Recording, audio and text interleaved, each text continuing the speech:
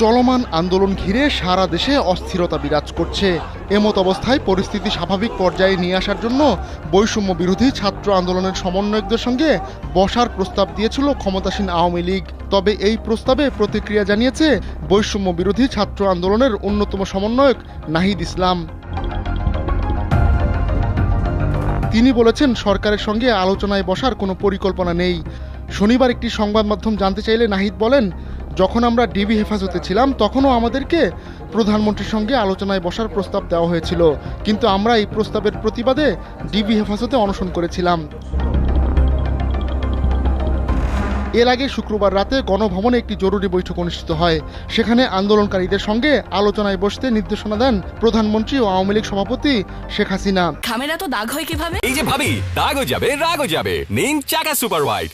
এজন্য 3 সদস্যের একটি কমিটিও করে দেওয়া হয়। ওই কমিটিতে রয়েছেন আওয়ামী লীগের সভাপতি মণ্ডলীর সদস্য অ্যাডভোকেট জাহাঙ্গীর কবির নানক, যুগ্ম সাধারণ সম্পাদক মাহবুবুল আলম হানিফ ও কৃষিবিদ আফম বাহাউদ্দিন নাসিম।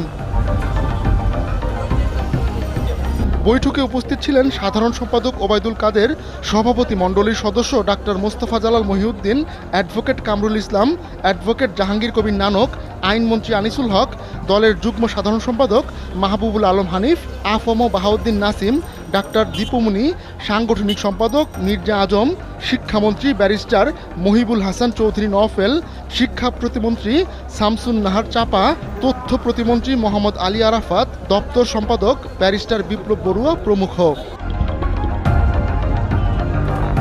এ সময় বৈঠকে নানা বিষয় নিয়ে আলোচনা হয়।